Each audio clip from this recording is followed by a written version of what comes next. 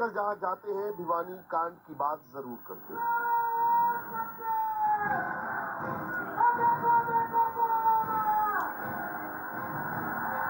ओवैसी ने ठाणे के मंच से पूरा भिवानी कांड समझाया। बार बार नासिर जुनैद की जली हुई लाशों पर जिक्र किया। राजस्थान के चीफ मिनिस्टर गहलोत से सीधे सवाल करे। राजस्थान में जुनैद और नसीर को किडनैप करके थोड़ी देर के लिए तस्वुर की दुनिया में जाओ। जुनैद और नसीर को किडनैप किया गया, उसकी बीवी को मालूम हुआ, भाई को मालूम हुआ, पुलिस स्टेशन जाकर कंप्लेन करते हैं कि दो को किडनैप कर लिए, तो पुलिस बोलती है कि चल निकल, झूठ खबर। बाद में मालूम होता कि जुनैद और नसीर को उनके घर से 200 किलोमीटर दूर उनकी जली हुई लाशें मिलती हैं। बोलो फिर इस पर क्या बोलोगे? इस पर सिंपैथी पैदा नहीं होती? उद्धव ठाकरे पर सिंपैथी पैदा होती है क्योंकि शिवसेना के 2 टुकड़े हो गए। तुमने क्या जुनैद की जली हुई लाश को देखा? तुमने क्या नसीर की जली हुई लाश को देखा? तुमने क्या मेरी आज की बात HHA के साथ क्या तुमको मालूम कि जुनैद का अव्वल अल्लाह नूर पाया कुदरत दे सब बंदे एक वे नूर थी सब जग उपजा कऊ भले कऊ मंदे। जिस मुसलमान को गुरु ग्रंथ के इस वाणी का अर्थ नहीं आता, वो मुसलमान भारतीय संस्कृति, संविधान और अपने इस्लाम के लिए अभिशाप है। ये वाणी गुरु ग्रंथ की, क्योंकि सिख आखिर में आया नानक जी के द्वारा। इस पर मैं थोड़ा आपको इब्तिदा में ले जाऊं, क्योंकि बहुत से आजकल बहसें चली हुई हैं कि सबसे पहला दीन कौन है और सबसे पहला नबी कौन है। आईना जाते हक ने रखा रूबरू, अक्स आईने में दूसरा हो गया, अक्स जाते इलाही है ये जिसका नाम मोहम्मद मुस्तफ़ा हो गया। इसके बारे में जानने के लिए गुरु ग्रंथ जी की ये वाणी जो है, अव्वल अल्लाह नूर उपाया कुदरत दे सब बंदे, एक नूर थी सब जग उपजा कऊ भले कऊ मंदे। 1,24,000 पैगंबर हुए,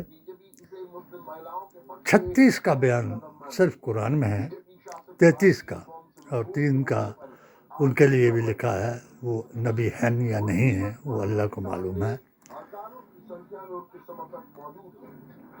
मेरे इस वेद पुराण गीता ग्रंथ और कुरान के अध्ययन के मुताबिक इसी नूर का ज़हूर जब शक्ल इंसानी में हुआ तो आदम को मिट्टी से बनाया गया, अम्मा हवा को उनकी बाईं पसली से, और उसके बाद जद्दा में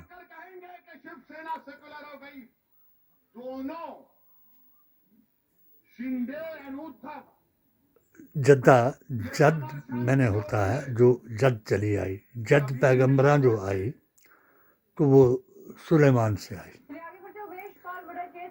दाऊद की तौबा जब कबूल हुई तो बादशाह का जाया सुलेमान हुआ और उससे ये जद आई जिससे हजरत मोहम्मद मुस्तफ़ा हुआ। ये आखिरी नबी हैं। बीच में जो है, जिन लोगों को ना सनातन का इल्म है और ना ही उसका है, तो आज के ज़माने के बारे में मैं सनातन से भी जो मैंने 3 सा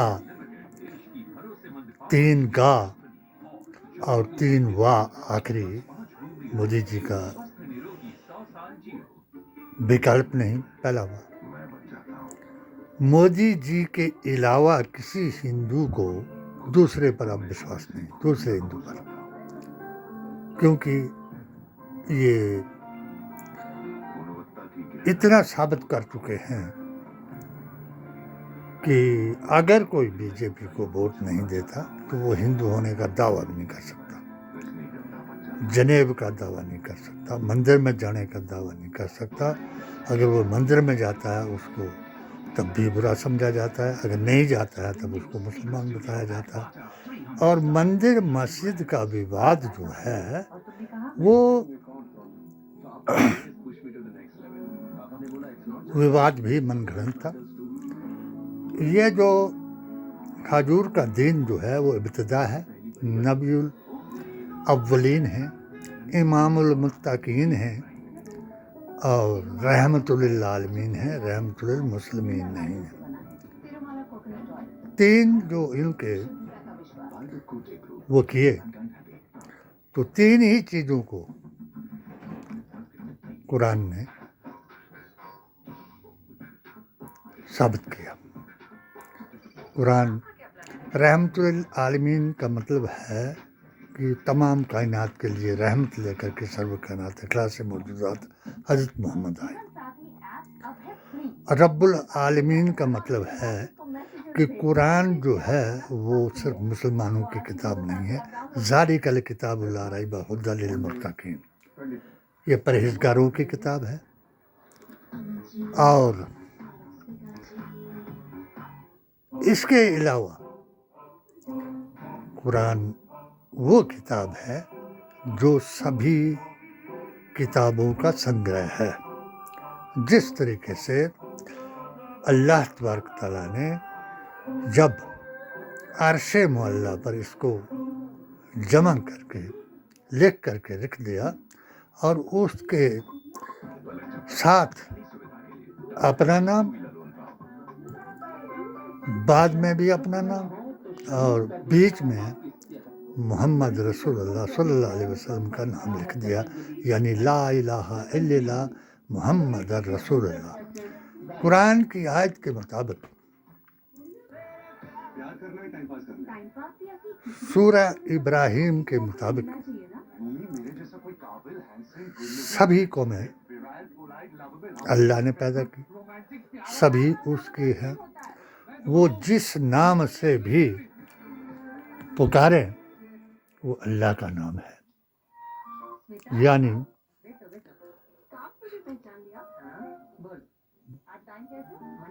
अवतार हुए तो उन अवतारों की ज़बान में ही कुरान उतारा गया। अब वो अवतार उस वक्त जब हुए आदम, तो उस वक्त की ज़बान जो थी वो अर्श मुअल्ला पर यूँ लिखी थी, अलिफ वाव और मीम, यानी अल्लाह और मोहम्मद मुस्तफ़ा। ये ओम था। इसके लिए आजकल के जो मुल्ला बहस कर रहे हैं इस पर कि ये हमारा कलमा है, ये उसका कलमा है। अल्लाह और उसके रसूल का कलमा एक ही रहा, एक ही रहेगा। और 4 युगों में अपने अपने नबियों का कलमा अपना अपना आया। जैसे आदम का कलमा सफ़ी अल्लाह, ला इलाहा इल्लल्लाह आदम सफ़ी अल्लाह, ला इलाहा इल्लल्लाह मुहम्मद मूसा कलीमुल्लाह, ला इलाहा इल्लल्लाह ईसा रूह अल्लाह, ला इलाहा इल्लल्लाह दाऊद खलीफतुल्लाह, ला इलाहा इल्लल्लाह इब्राहिम खलीलुल्लाह, ला इलाहा इल्लल्लाह ईसा रूह अल्लाह, ला इलाहा इल्लल्लाह इस्माइल जबीउल्लाह, ला इलाहा इल्लल्लाह मुहम्मद रसूलुल्लाह। यही है अलिफ वाव और मीम। इसी तरीके से 4 युग जो है वो बीते, और 4 युगों में जो कुछ लोगों ने देखा पाया वो आज हम देख रहे हैं। आज के मुताबिक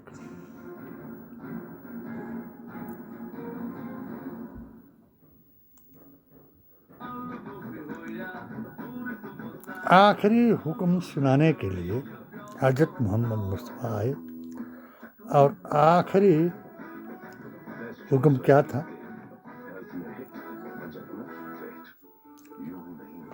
आप दो जहां के बाली थे, आपने बताया, आपका इल्म अताई था, तमाम इल्म थे, 7 आसमानों का इल्म आपको था, जमीन आसमान और पाताल का इल्म आपको था। इसके हजारों सबूत कुरान में हैं, और सभी किताबों का इल्म आपको था, यानी वेद से लेकर के आखिरी गुरु ग्रंथ तक। और जो आपने बताया वही सही था। आप उम्मी थे। तो जो आज के मुल्ला हैं, जिनकी डिग्री है, कोई मौलवी फाजिल है, आलिम है, कोई कुछ है, वो मेरी किताब के मुताबिक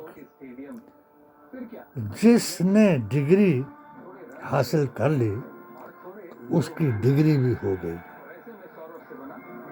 डिग्री 2 किस्म की होती है, एक डिग्री होती है कुछ ले जाने के लिए, और एक डिग्री होती है कुछ पाने के लिए।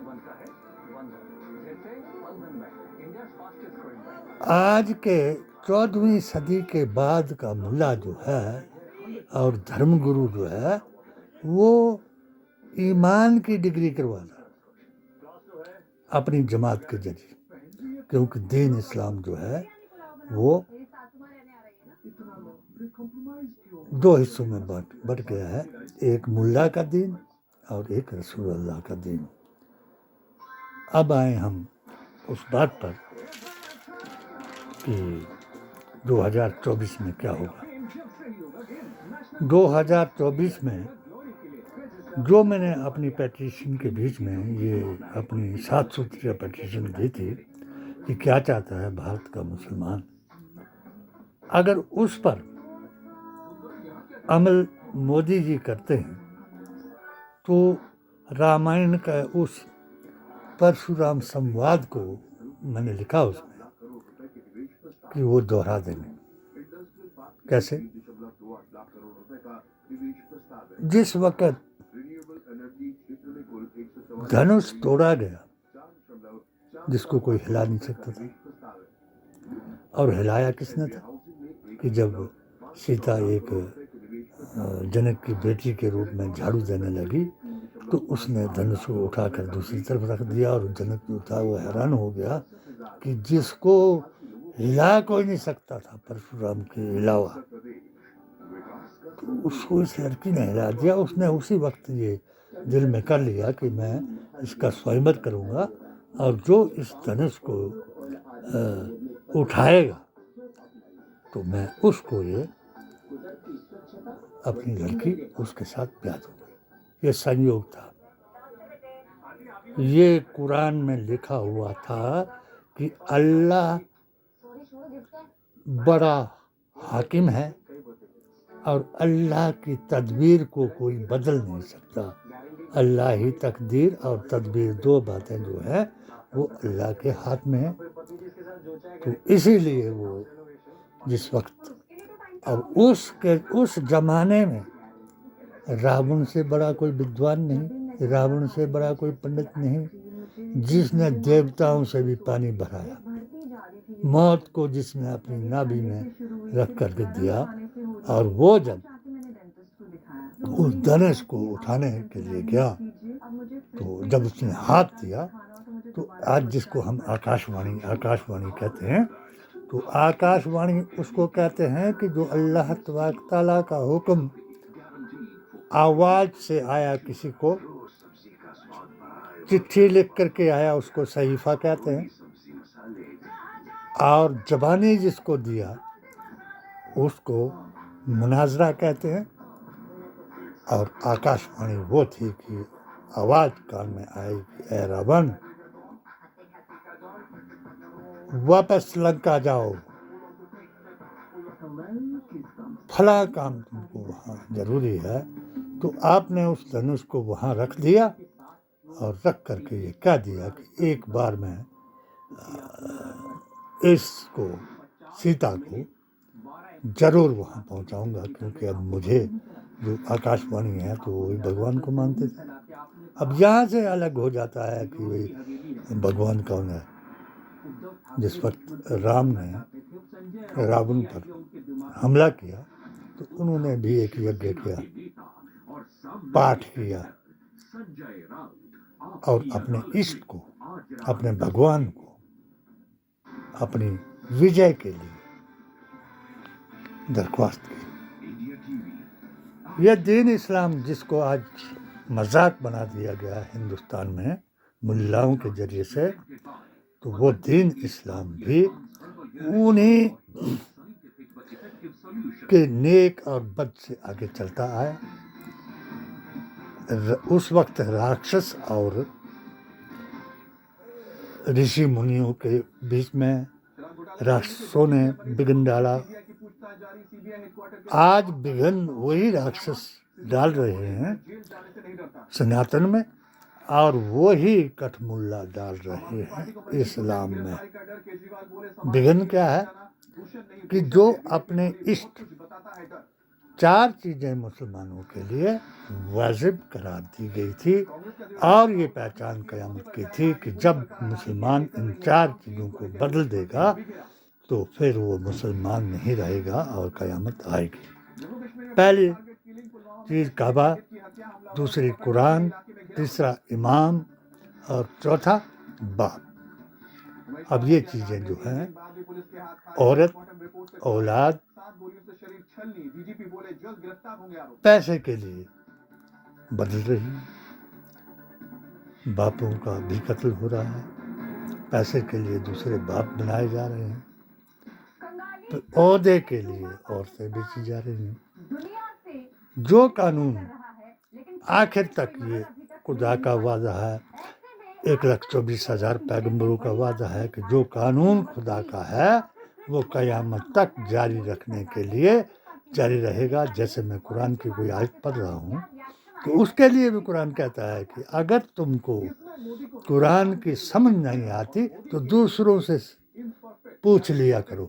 दूसरों से मुराद भी यही है कि जैसे हमारे आचार्य जी, आचार्य वेद प्रकाश, जिनकी प्रेरणा से मैंने ये वो लिखा, जिन्होंने अपने वेदों और शास्त्रों से साबित किया कि 8 गुण युक्त हजरत मोहम्मद मुस्तफ़ा ही आखिरी अवतार होंगे और इसके बाद कोई अवतार ना आएगा, मगर मुजद्दिद आलिम यानी युग पुरुष जो है वो सत्य को बताता जाएगा। एक तरीके से जब वो संवाद हुआ, संवाद उस वक्त हुआ तो रावण जो चला गया, धनुष उठ गया, उसके बाद परशुराम ने वहाँ उधम मचा दी कि ये किसने उठाया मेरा धनुष। वहाँ भी आकाशवाणी है, जिस आकाशवाणी का इन सनातन वालों को मैं बता दूँ और इन इस्लाम वालों को भी कि आकाशवाणी भी एक ही होती है। आकाशवाणी हिंदुओं के लिए अलग नहीं होगी, मुसलमानों के लिए अलग नहीं होगी। तो वो आकाशवाणी उस वक्त भी हुई क्या परशुराम, कलयुग में मैं 15 साल के लिए तुमको भेजूंगा ताकि तुम पिछली बातों को अगलों को बता सकें। पिछली बातें कौन सी? जो कुरान मजीद के सूरह बकर की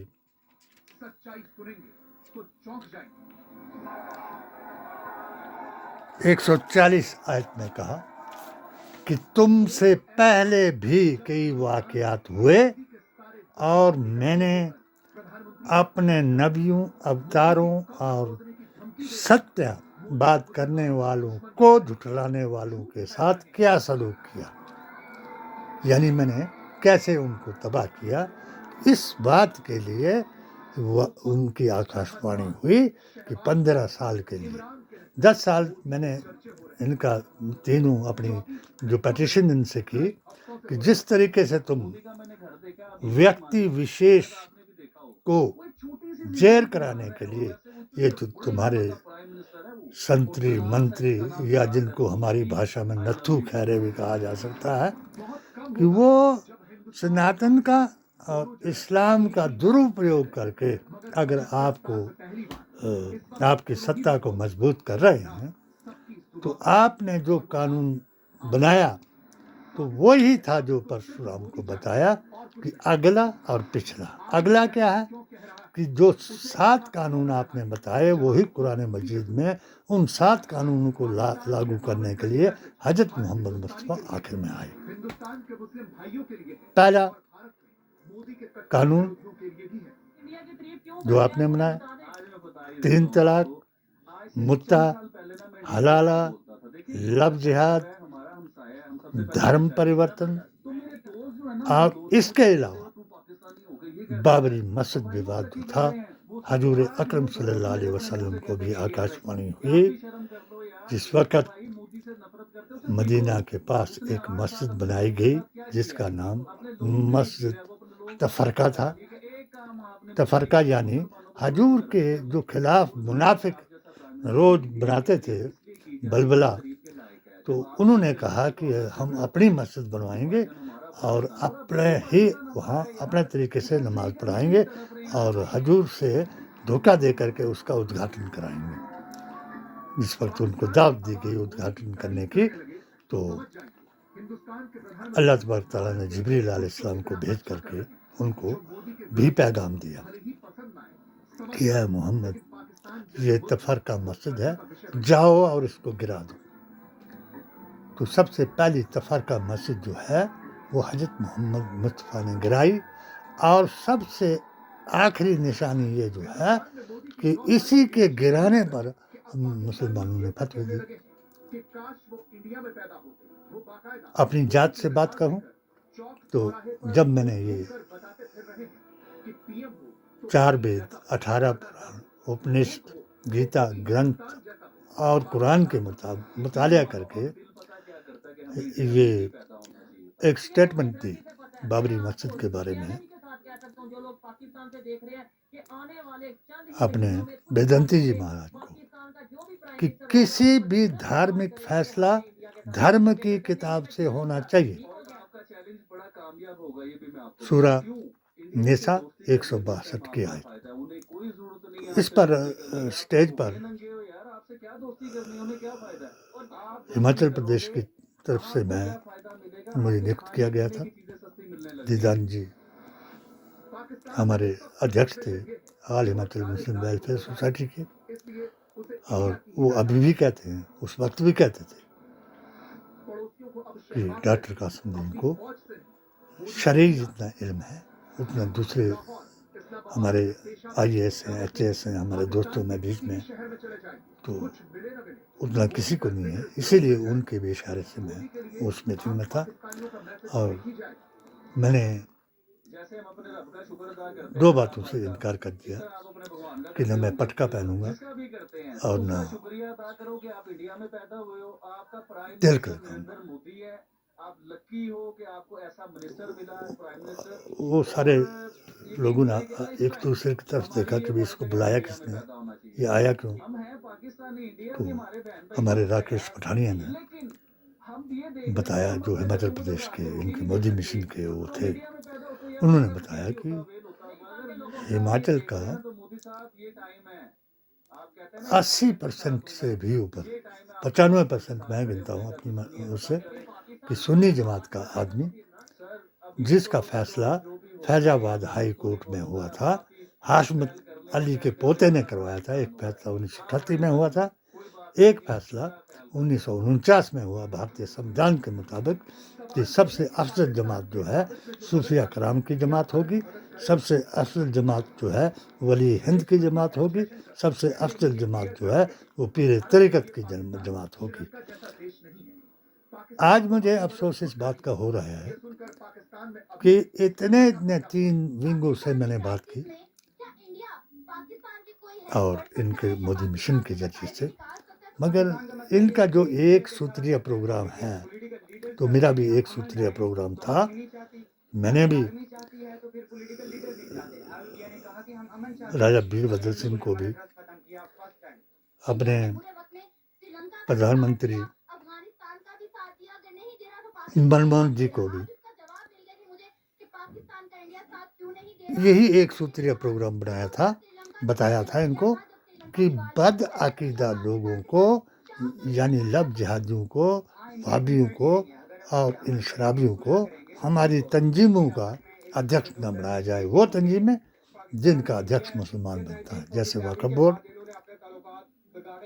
और हज कमेटी और all India Muslim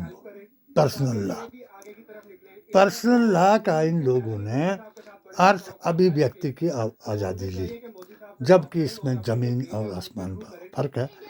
personal law को तो सनातन ने भी नहीं माना, क्योंकि जिस वक्त लोकसभा में समलैंगिक बिल पास होने लगा तो सनातन वालों ने भी इसका विरोध किया और हमारे मुसलमानों ने, हमारे अकीदे के मुसलमानों ने भी इसका विरोध किया। उन्होंने इसका विरोध नहीं किया जो ऐसा करते हैं। तो यही पर्सनल लॉ, यही हज कमेटी, यही वक्फ बोर्ड, जिस वक्त ऐसे लोगों को इसमें अध्यक्ष बनाया गया कि जो ना सनातन को जानते थे, ना इस्लाम को जानते थे, और सिर्फ और ना हराम और हलाल को जानते थे। इस वजह से मेरे ऊपर 3 फतवे दिए गए। जब ये सूर्यवंशी जी ने ये बाबरी मस्जिद का बयान और धारा 370 और 35A का बयान नशर कर दिया, इसमें नेट पर चढ़ा दिया, तो मुझे आज तक कईयों ने तो कुछ फतवे अब चुप हो गए हैं, मुझे सोशल बाइकाट किया गया। अंजुमन से मुझे नोटिस दिलाया गया 2008 में कि ये बाबरी मस्जिद को गिराने का इसने हुक्म देता है, ये मुसलमान ने।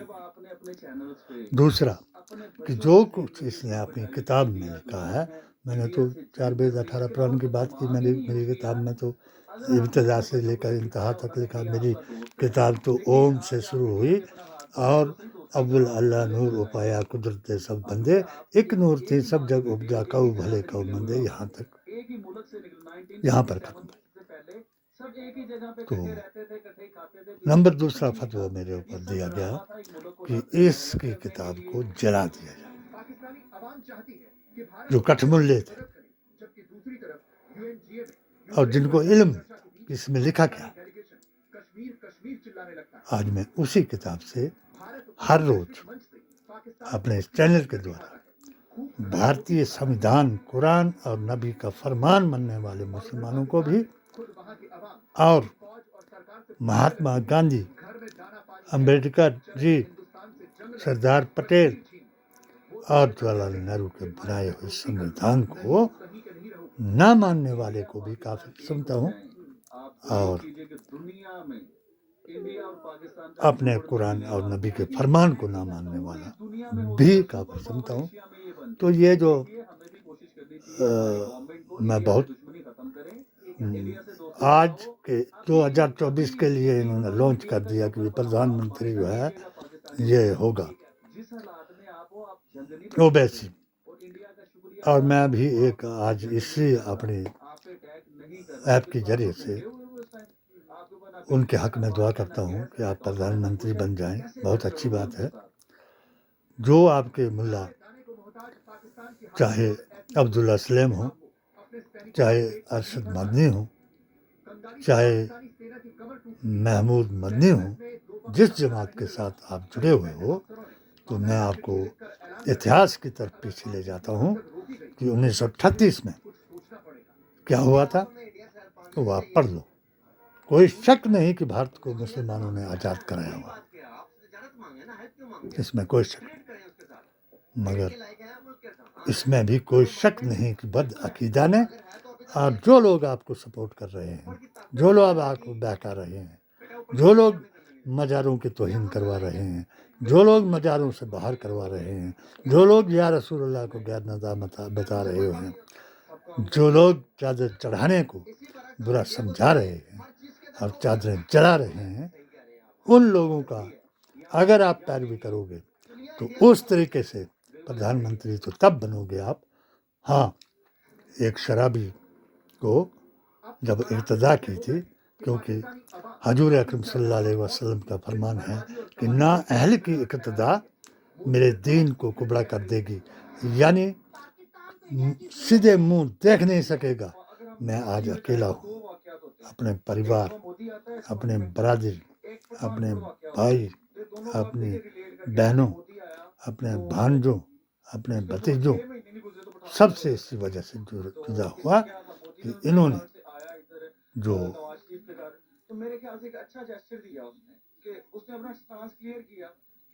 मोदी जी के कानून को तोड़ने वाले मुसलमान हैं।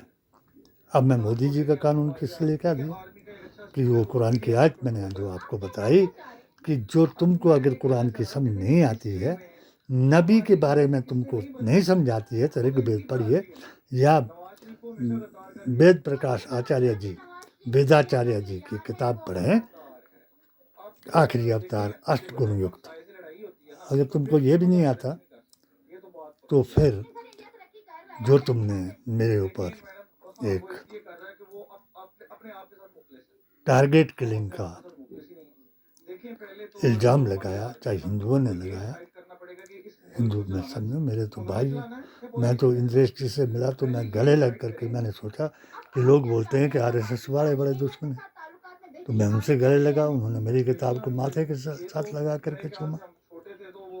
लोगों ने बोला कि सबसे बड़े हिंदू तो बाबरी मस्जिद का जो अध्यक्ष, वो दूसरे उनके राम मंदिर कमेटी के वो सबसे बड़े एमपी थे वेदंती जी महाराज। मैं उनसे गले मिला, उन्होंने मुझे तिलक लगाने की बजाय फूलों का हार दिया। मेरे पास अभी भी रिकॉर्ड है। मैं भागवत मान जी के जो उन्होंने कहा कि हम सब हिंदू हैं, तो मैंने उनको भी जवाब दिया कि तुम गर्व से कहो कि हम हिंदू हैं, मैं गर्व से कहूँगा कि हम हिंदुस्तानी हैं, क्योंकि हे से हिंदू, मीम से मुस्लिम और हे मीम से हम, और हम से बना है ये हिंदुस्तान।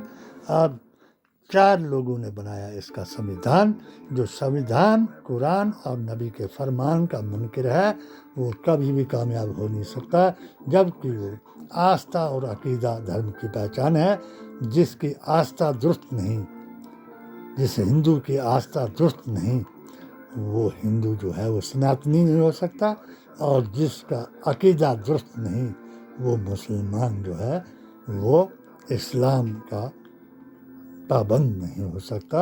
मैं इन्हीं शर्तों से फिर खुदा से भी दुआ करता हूँ कि जिन लोगों ने मुझे जान से मारने की साजिशें रची हैं, तो वो इस एक और आज बता दूंगा कि तेरे हुक्म बिन जर्रा जुम्बश न खाए, जगह से कहीं हिल के पत्ता न जाए, तो तुम्हारी क्या ताकत है कि तुम मुझे मारोगे। हाँ, तुम मारोगे।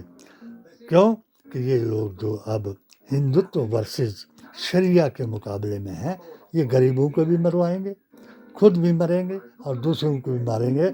और ये जो प्रधानमंत्री बनने वाले मुसलमान हैं या मुसलमानों के ठेकेदार बने हुए हैं, अकीदे का जिनको मालूम नहीं है, वो मोदी जी को जरूर जिताएंगे, अगर वो उनकी आकाशवाणी सही होनी हो।